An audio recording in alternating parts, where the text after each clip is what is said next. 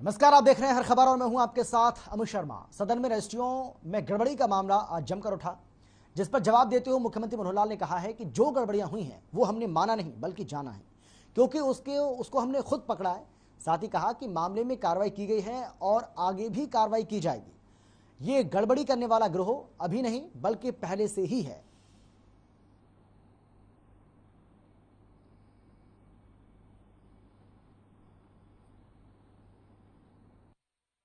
बीच में कभी डाल 7A 1975 के एक्ट में लागू हुआ था और ये ठीक है कि मशरूमिंग ना हो, इस प्रकार से सारा उसके पीछे हेतु रहा होगा। मशरूम ग्रोथ वो रुकनी चाहिए और हमने इसको रोकने के लिए ही 7A की सख्ती की। जहां तक कंप्यूटराइजेशन की बात है, ये हमने की है सितंबर 2020 में। सितंबर 2020 में 1 महीना हमने रजिस्ट्रियां 1.5 महीना रोक के रखी कि जब तक सॉफ्टवेयर ठीक से टेस्ट नहीं हो जाता, तो टेस्टिंग करने के बाद जब वो ठीक हो जाएगा तभी इसको 1.5 महीना पूरे प्रदेश में कोई भी रजिस्ट्री नहीं हुई, तब जाकर के हुआ। उससे पहले ये ऑनलाइन नहीं था, सभी जो है ऑफलाइन था और सभी जो फिजिकली डॉक्यूमेंट लेते थे तब करते थे, तभी इसमें से होता था। हमने 2017 से ये जो सारा डाटा मांगा है, जिसके बारे में हमारी बहन किरण जी कह रही हैं कि हमने माना कि 60,000 के लगभग रजिस्ट्रियां जो है इसमें 7A की गड़बड़ हुई है। हमने माना नहीं है, हमने ये जाना है। जो जून 2020 की बात कही जा रही है, जून 2020 में केवल गुड़गांव की कुछ शिकायतें थी। गुड़गांव की शिकायतों में फिर उस जो तहसीलदार, सब तहसीलदार, उनके खिलाफ एक्शन हुआ, जो FIR हुई। 13/8/20 को हमने सभी जो FCR यानी हमारे जो डिविजनल कमिश्नर्स और नीचे उनको जिनको हिदायतें दी कि अब आप ये बताइए हर एक तहसील में कितनी कितनी 7A की डिप्टी कमिश्नर, 7A की कितनी कितनी डिविजनल कमिश्नर को बताया कितनी कितनी इसमें फ्रॉड हुआ है। ये 13/8/20 को लिखा है। 13/8/20 को लिखने के बाद इनकी जो जानकारियां मिली हैं वो उसके बाद अप टू 20 जनवरी 2022 की भी लास्ट जानकारी है। जब ये सारा कुछ हुआ उसके बाद उसका एक फील्ड में, क्योंकि ये नीचे से जानकारी आई है, उसको वेरीफाई करना जरूरी है कि वेरीफाई करने के बाद कि इसमें से कितनी सत्यता कितनी नहीं है। वेरिफिकेशन के बाद तब इनका एक्सप्रेशन मांगा गया है, चाहे तहसीलदार है, चाहे सब तहसीलदार है, चाहे पटवारी है, चाहे रजिस्ट्रेशन क्लर्क है। 15 दिन का उनको टाइम दिया गया है। सीधा तहसीलदार, सब तहसीलदार को तो FCR साहब ने दिया है और बाकी डिप्टी कमिश्नर को कहा है कि 15 दिन के अंदर जवाब मांगे। जवाब आने के बाद और इसकी जो कार्रवाई है, आखिर बिना जो सिस्टम है उस कार्रवाई के बिना कोई एक्शन लेंगे तो कल को कोर्ट फिर वही करेगा। जो बाकी लोगों को उन्होंने, जिनको हमने सस्पेंड किया उनको उन्होंने बहाल कर दिया, तो हम चाहते हैं कि पुख्ता जो केस है वो बनेगा। ये सारा हम अपने आप कर रहे हैं, हमको किसी ने आके बताया नहीं, शिकायत की नहीं है। हम भ्रष्टाचार को रोकने का पहले दिन का हमारा इरादा है कि भ्रष्टाचार नहीं होने देंगे। ये पकड़वाने का काम किसने किया? ये पकड़वाने का काम किसने किया? ये पकड़वाने का काम इस करनाल डिस्ट्रिक्ट में सबसे पहले कोई गड़बड़ है तो पकड़वाने का काम भी मनोहर लाल ने किया कि हम पकड़वाएंगे इसको, और रंगे हाथों पकड़ा है। रंगे हाथों पकड़ने के बाद ये गिरोह मिला है और इस प्रकार के गिरोह आज से नहीं पनपे। सदन में अभय चौटाला ने रजिस्ट्रियों में गड़बड़ी का मुद्दा उठाया, जिस पर डिप्टी CM दुष्यंत चौटाला ने जवाब देते हुए कहा कि मामले में 6 रजिस्ट्रार और 5 सब रजिस्ट्रार के खिलाफ FIR दर्ज की गई है।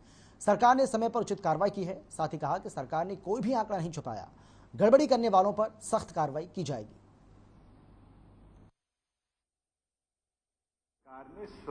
हमारी सरकार ने स्वयं एक लूप होल जो था उसको पकड़ा, उसकी इन्वेस्टिगेशन गुड़गांव से शुरू करी और गुड़गांव में तहसीलदार, नायब तहसीलदार से लेकर रेवेन्यू क्लर्क हो या पटवारी, उन सब के खिलाफ एक्शन इनिशिएट किया और उसका विवरण इस सदन में 2 बार पहले भी इन डिटेल दिया गया। उस इंक्वायरी को हमने 2020 के अंदर पूरे प्रदेश भर के अंदर 17 से लेके और 20 तक का जितना भी डाटा था उसको कलेक्ट करने के लिए दिया और हर डिविजनल कमिश्नर ने अपना डाटा कलेक्ट करके कि बिना 7A की NOC कि कितनी रजिस्ट्रियां हुई है वो डाटा विवरण सरकार को दिया गया। उसके अंदर बहुत सी ऐसी लैंड है जो एग्रीकल्चर है, उस समय के हिसाब से जो लैंड का 2 कनाल एरिया होता था उसके अंदर परमिटेड थी, डिप्टी कमिश्नर्स को 15 दिन का समय दिया गया है कि तमाम तहसीलदारों को उन डिटेल्स के साथ उनसे शो कॉज नोटिस के साथ जवाब मांगा जाए। जहां जहां गड़बड़ी पाई गई है उसके खिलाफ रूल 7 जो सर्विस हरियाणा सिविल सर्विसेज के हैं उसके तहत कार्रवाई करें। आपने स्वयं देखा कि किस प्रकार से पिछले दिनों पटवारी साथी भी धरने पर बैठे और कारण यही था कि उनको भी शो कॉज नोटिस दिए गए कि अगर किसी प्लॉट के अंदर सड़क निकल गई, पहले वो एग्रीकल्चर थी अब गैर मुमकिन दिखा दी गई और उसके अंदर फिर रजिस्ट्रेशन हुई और वो अगर लैंड यूज 1 साल के अंदर अंदर 2 बार बदला तो उसके खिलाफ कार्रवाई हम निश्चित तौर पर करेंगे। और डे 1 से 2017 की 3 अप्रैल से जब से ये प्रोसेस में चेंज हो गई, ये डीड रजिस्ट्रेशन हुई है, जितनी डीड्स कोई सरकार ने आंकड़े नहीं छुपाए, एक एक तथ्य सरकार ने पटल पर भी रखा है और एक्शन लिया तो डिप्टी कमिश्नर्स के लेवल से आगे भी देने का काम। जहां मान्य सदस्य ने तहसीलदारों की बात करी, किसी के पास कुंडरी का चार्ज है, उसके साथ वाली तहसील का चार्ज है। आज प्रदेश के अंदर तहसीलदारों की कमी है। 18 नए रिक्रूट आए हैं, उनको भी हमने तुरंत में फील्ड में भेजने का काम किया है। गुड़गांव में कमी इसलिए है कि गुड़गांव के 3 सब रजिस्ट्रार 5 जॉइंट रजिस्ट्रार्स को हमने सस्पेंड किया और सस्पेंशन के बाद जब वो अपने 6 महीने के पीरियड के बाद रीइंस्टेट हुए तो उनकी फाइल पर लिखा गया कि वो कभी भी एनसीआर के जो ये 4 जिले दिल्ली के सराउंडेड हैं जहां बड़ी तौर पर मशरूमिंग हो रही है उन जिलों में पोस्ट नहीं हो सकते। नए रिक्रूटेड जो तहसीलदार थे उनमें जल्द उन तहसीलों में नियुक्ति कर दी जाएगी और जो एडिशनल चार्जेस हैं, अगर मान्य सदस्य को किसी 1, 2, 3 व्यक्ति के ऊपर आपको लगता है कि वो ज्यादा एडिशनल चार्ज लिए बैठे तो मेरे को डाटा दे सकते, तुरंत उनके एडिशनल चार्जेस हम विड्रॉ करेंगे। विधानसभा के बजट सत्र का 7वां दिन काफी हंगामेदार रहा। इस दौरान उप मुख्यमंत्री दुष्यंत चौटाला ने विपक्ष के सवालों के जवाब देते हुए कहा कि फरीदाबाद एयरफोर्स स्टेशन से 100 मीटर की दूरी तक अब रजिस्ट्री हो सकेगी। इसके लिए 48 घंटे के अंदर जमीन के रजिस्ट्रेशन की प्रक्रिया शुरू कर दी जाएगी।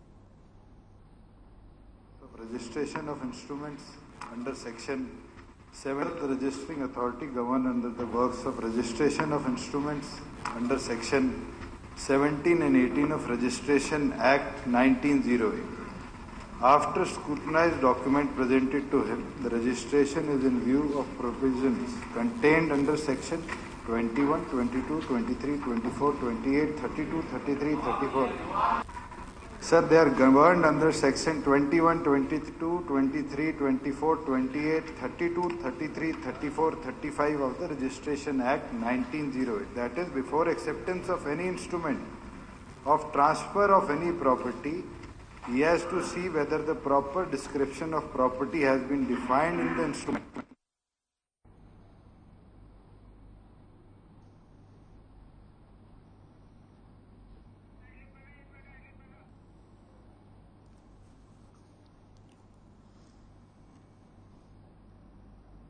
तो रजिस्ट्री को लेकर ये सरकार की ओर से एक बड़ा फैसला लिया गया है। अब 100 मीटर की दूरी तक रजिस्ट्री हो सकेगी। जिस तरीके से ये सवाल जो है वो पूछा जा रहा था, अब इसका जवाब डिप्टी सीएम दुष्यंत चौटाला की ओर से आज सदन के अंदर दिया गया है।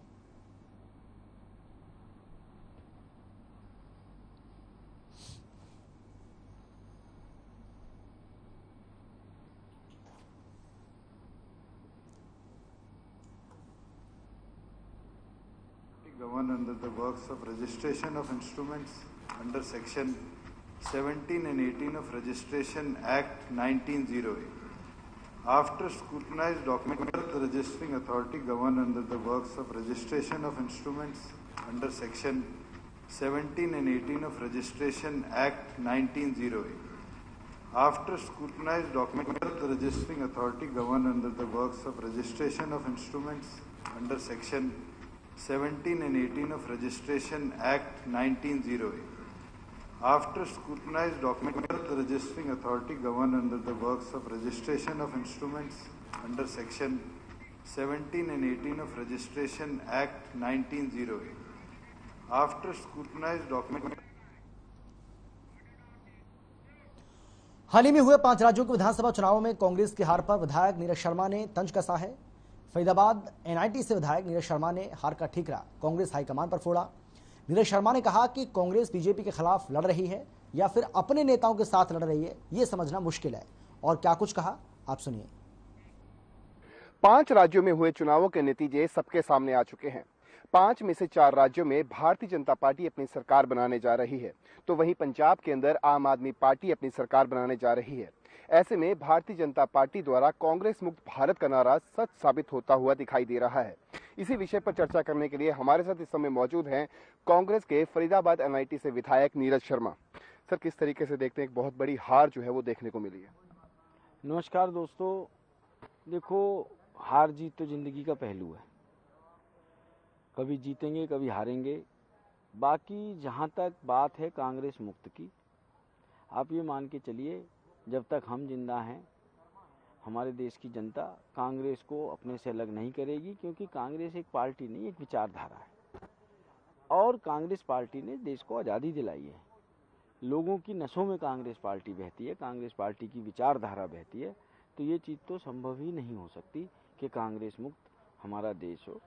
कांग्रेस के अंदर बहुत अच्छे अच्छे कार्य हुए हैं, ऐसी बात नहीं है। ठीक है, आज वक्त माहौल है और थोड़ा सा कहीं कुछ कमियां थी, गैप था, और इन हार से और ख़ास तौर से कल मैंने बयान दिया और अनुशासन की मैंने बात की, रामायण की चौपाई भी सुनाई। विनय न मानी जल्दी जल जड़ गए 3 दिन बीत, बोले राम सकोप तब भय बिन होए न प्रीत। और वो मेरी रामायण की चौपाई ऐसे मेरे आला कमान तक पहुंची। आज मुझे बड़ा खुश है कि आला कमान ने हमारी ने तुरंत निर्णय लिया। यही कांग्रेस का वर्कर चाह रहा है, यही कांग्रेस का बच्चा चाह रहा है। पार्टी ऐसे निर्णय ले 1 2 3, देखिए कांग्रेस पार्टी फिर खड़ी होगी। 77 में भी हमने इससे बुरे हालात देखे हैं, ऐसी बात नहीं है। उसके बाद भी पार्टी आई, बीच में कुछ था, कुछ ऐसे लोग घुस गए थे हमारी पार्टी में कचरा टाइप के। कांग्रेस पार्टी सफाई अभियान पे लगी है और जिस हिसाब से आज 5 प्रदेश अध्यक्षों के इस्तीफे लिए हैं, बहुत अच्छी पहल है, बहुत अच्छी शुरुआत है। ऐसे भी कांग्रेस पार्टी को आगे भविष्य में बोल्ड और सही निर्णय लेने चाहिए, खासतौर से हमारे हरियाणा के बारे में भी लें। कारण 8 साल से हमारा संगठन नहीं है और बिना संगठन के सब समझते हैं कि पार्टी को चलाना, कार्यकर्ता खड़ा करना, 31 विधायक हम चुन के आ गए, ये तो कोटि कोटि नमन है हरियाणा की जनता के चरणों में कि बिना संगठन के भी हमारी पार्टी 31 सीट जीती। तो आप कांग्रेस मुक्त की तो बात भूल ही जाओ। यही संगठन होता तो आज हमारी सरकार होती, बहुमत हमारे साथ होता, लोग हमारे साथ होते। किस तरीके से देखते हैं आखिरकार कहाँ पे चूक रह गई कि 5 राज्यों में पूरी तरह से सफाया जो है वो कांग्रेस पार्टी का हो चुका, कहाँ पे चूक हुई है? देखिए, एक तो कोरोना रहा, बीच में संवादहीनता रही, वर्कर की बात आला कमान तक नहीं पहुंच रही थी। पर जैसे ही आवाज पहुंचनी चालू हुई, आज हमारी कांग्रेस अध्यक्षा ने जो फैसला लिया ऐतिहासिक, और धीरे धीरे ये काम हो जाएंगे। बस संवादहीनता की कमी है, जैसे इंदिरा जी के टाइम में होता था, दरवाजे 24 घंटे खुले, एआईसीसी में जाओ, जब चाहे मिल लो, जिससे मिल लो, जहां मिल लो। ये संवादहीनता खत्म नहीं हुई और वर्कर फिर जुड़ गया पार्टी के संग, फिर मान सम्मान बढ़ गया और पार्टी हमारी आगे बढ़ गई। अगर भारतीय जनता पार्टी की बात करें तो एक संगठन के साथ साथ पन्ना प्रमुख तक जो है वो वहां पे बनाए जा चुके हैं। और अगर कांग्रेस की बात करें, जिस तरीके से आपने कहा कि संगठन को विस्तार नहीं किया, संगठन को एक तरह से समृद्ध करने की कोशिश नहीं की गई, और साथ ही साथ विधायकों को जिस तरीके से जब कोई विधायक जीत कर आता है, किसी प्रदेश में सरकार बनती है, उसके बाद से लेकर अब तक जो है, अगर हम हरियाणा कांग्रेस की बात करें तो एक बार भी समूचे विधायक 31 के 31 विधायक जो है आला कमान से नहीं मिल पाए हैं। इससे कितना फर्क जो है और क्या मैसेज जो है वो कांग्रेस के वर्कर्स के अंदर जाता है? देखिए, वो गलत मैसेज था और हमें पक्की उम्मीद है कि हमारा हाईकमान अब इस दिशा में भी गौर करेगा। अच्छा, दूसरा होता क्या है कि देखो, ये general secretary in charge, general secretary organisation, party के अंदर और बड़े बड़े पोस्ट इसलिए दी जाती है कि सोनिया जी उम्रदराज भी हैं, पीछे बीमार भी रही, कोरोना भी है, कि बाकी लोग मिले। मैं एक वाकया बताता हूँ, हम लोग 5 एमएलए गए एआईसीसी में जनरल सेक्रेटरी साहब से मिलने, और बड़ा दुख हुआ मुझे। उन्होंने अपने घर का समय दिया और उनमें से एक एमएलए साथी तो हमारे ऐसे थे, उम्रदराज, 4-5 बार के विधायक, मंत्री रह चुके, भाई साहब उनके घर में हमारे जूते बाहर रखवा दिए गए। ठीक है, घर में साफ सफाई होनी चाहिए, हम उसके भी डिसफेवर में नहीं हैं, पर जब आपने अपने गेस्ट के जूते बाहर रखवाए हैं, आपको अपने भी जूते उतार के उस ड्राइंग रूम में आना चाहिए। और मुझे लगता है कि ऐसे जितने भी व्यक्ति हैं जिन्होंने कार्यकर्ताओं को मान सम्मान नहीं दिया, कार्यकर्ताओं की बात नहीं सुनी, उन सबकी आंखें लगेंगी। और बेहतरी की गुंजाइश हमेशा होती है जिंदगी में, और जो आदमी गलती सुधारे बहुत अच्छी बात है। तो अगर बात करें स्टेट लेवल पे कांग्रेस की क्या कुछ प्रोसेसिंग रही है, अगर खास तौर पे हिमाचल, हरियाणा, पंजाब की बात की जाए तो बहुत ज़्यादा गुटबाजी जो है वो देखने को मिलती है। रिसेंटली पंजाब कांग्रेस के अंदर गुटबाजी देखने को मिली, हिमाचल की बात करें हिमाचल में भी गुटबाजी देखने को मिलती है। अगर हरियाणा की बात करें तो हरियाणा में भी अनेकों अनेक गुट जो है वो यहाँ पे बने हुए हैं। किस तरीके से आखिर ये गुटबाजी से कितना फर्क जो है वो पड़ रहा है और साथ ही साथ प्रदेशवासियों को एक गलत मैसेज भी जा रहा है? देखिए, गुटबाजी नहीं होती तो हमारी सरकार अवश्य बनती, और ये कई बार हम अनौपचारिक तौर से अपनी मीटिंगों में भी कह चुके हैं कि भाई हम भाजपा से कहाँ लड़ रहे हैं, हम तो आपस में लड़ रहे हैं। जो हमारी एनर्जी भाजपा से लड़ने में ख़त्म होनी चाहिए थी, वो एनर्जी तो हमारी आपस में लड़ने में खुश हो रही है। अब हमें लगता है कि हमारे हरियाणा के ऊपर भी हाईकमान कृपा दृष्टि रखेगा और सब चीज़ें ख़त्म होंगी और सब हाथ के पंजे के नीचे एक लकीर की तरह काम करेंगे और कांग्रेस पार्टी हरियाणा में आगे बढ़ती जाएगी।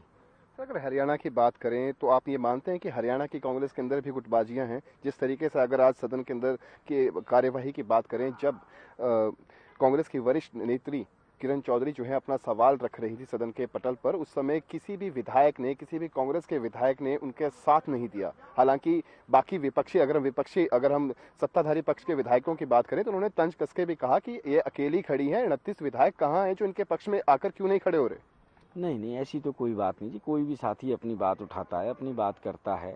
वैसे तो देखो, कोई साथी विधायक बात कर रहा है और दूसरा व्यक्ति बीच में टोके तो हम उस साथी विधायक को डिस्टर्ब भी करते हैं एक तरीके से। पर जो भी बड़ा नेता खड़ा होता है, चाहे हमारे हुड्डा साहब हैं, चाहे कादयान साहब हैं, चाहे किरण चौधरी जी हैं, या जगबीर मलिक जी हैं, या डिप्टी CLP हमारे आफ्ताब अहमद जी हैं, या बीबी बत्रा जी हैं, ये सीनियर लीडर्स हैं हमारे। हम तो फर्स्ट टाइमर चुने हुए विधायक हैं, तो सभी सारा साथ देते हैं। ऐसी बात नहीं, ऐसी कोई बात नहीं। आप ये मानते हैं कि गुटबाजी है हरियाणा कांग्रेस के अंदर? ये तो मैं पहले ही कह चुका हूँ जी, है। नहीं होती तो आज हम राज में होते जी, सत्ता में होते। हम 31 सीट पे थोड़ी टिके होते। पर अब हमें पूरी उम्मीद है अपने हाईकमान से कि जिस हिसाब से त्वरित निर्णय लिए हैं हाईकमान ने, आने वाला भविष्य और कल हरियाणा में कांग्रेस का भी बहुत अच्छा होने वाला है। जिस तरीके से आपने ये मुखर बयान जो है वो आपने दिए हैं, उसको किस ढंग से लिया जाए मीडिया के अंदर, किस तरीके से देखा जाए, क्या इसका मैसेज जो जाएगा, उसके बारे में क्या सोचते हैं? देखिए, मैं तो राम भक्त हूँ, राम कथा करता हूँ, और हमारी रामायण में बहुत बढ़िया चौपाई है, जाकी रही भावना जैसी, प्रभु मुहूर्त तिन देखी जैसी। मेरे कोई बगावती सुर नहीं थे। जो मेरी बात थी वो एक आम कार्यकर्ता का दर्द था, और हमारी बात ऊपर तक नहीं पहुंच रही थी। चाहे हमारे बड़े नेता हों, प्रभारी हों, जनरल सेक्रेटरी ऑर्गेनाइजेशन हो, किसी के थ्रू हमारी बात नहीं पहुंच रही थी। कल हमने मीडिया में बात करी, हमारी बात ऊपर तक पहुंची, हमारी अध्यक्षा ने सख्त फैसला लिया। हम दिल से धन्यवाद करते हैं और उनकी आगे बढ़ने के लिए, संघर्ष के लिए उनके साथ खड़े। जिस तरीके की बयानबाजी आपने करी, उसके बाद नेता प्रतिपक्ष भूपेंद्र सिंह हुड्डा की तरफ से या किसी अन्य वरिष्ठ नेताओं की तरफ से कोई आपके साथ संवाद हुआ, नहीं हुआ, उसके बारे में बताएं।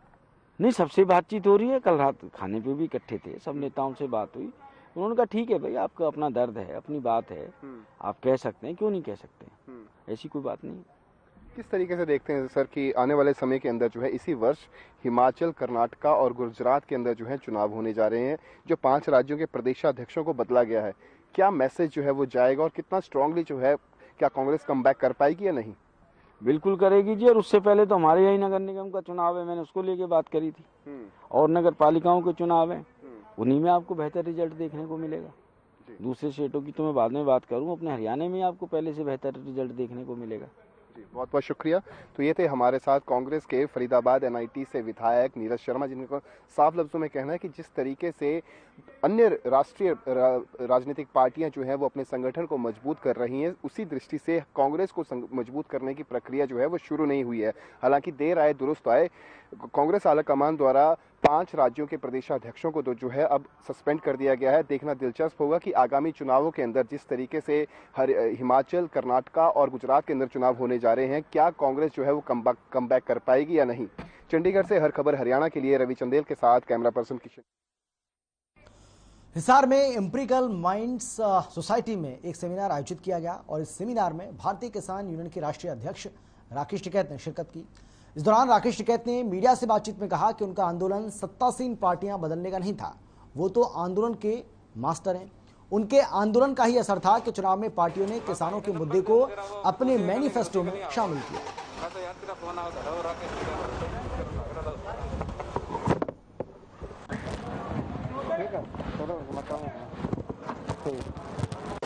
सर, किसान आंदोलन पे जो शर्तें मानी गई थी, जो बादल अध्यक्ष द्वारा, क्या उन पे सहमति बनी? अगर नहीं बनी है तो अब क्या आगे किसान आंदोलन किस तरह? और आगे जाएंगे, पूरे देश भर में जाएंगे। पहले तो 21 तारीख को एक ज्ञापन देंगे पूरे देश भर में उस डिमांड के लिए, और दूसरा ये कि 28 तारीख को बंद है, जो लेबर क्लास जो है, जो वर्कर हैं वो कर रहे हैं, तो उसका समर्थन हम कर रहे हैं।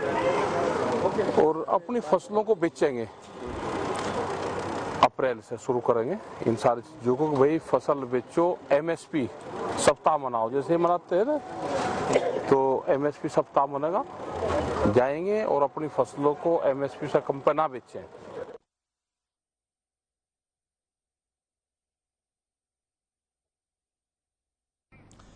भिवानी के गांव रेवाड़ी खेड़ा में क्रिकेट प्रतियोगिता का आयोजन किया गया। इस कार्यक्रम में बतौर मुख्य अतिथि जेजेपी के राष्ट्रीय अध्यक्ष अजय सिंह चौटाला ने शिरकत की। इस मौके पर अजय सिंह चौटाला ने क्रिकेट प्रतियोगिता का शुभारंभ किया। इस दौरान अजय सिंह चौटाला ने कहा कि वो भी कभी खिलाड़ी थे और उन्होंने कई प्रतियोगिताओं में हिस्सा लिया है। साथ ही चौटाला ने पंजाब में आम आदमी पार्टी की जीत पर कहा कि ये प्रजातंत्र है और सभी को मेहनत करने का अधिकार है।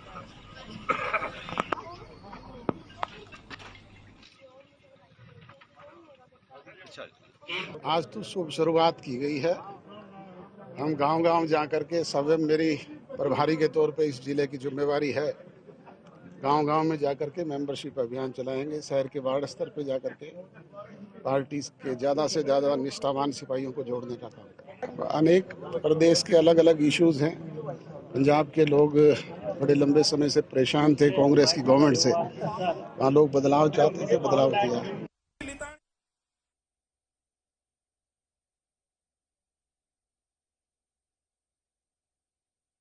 और फिलहाल इतना ही। छोटे से ब्रेक के बाद फौरन लौट रहे हैं। आप देखते रहिए हर खबर।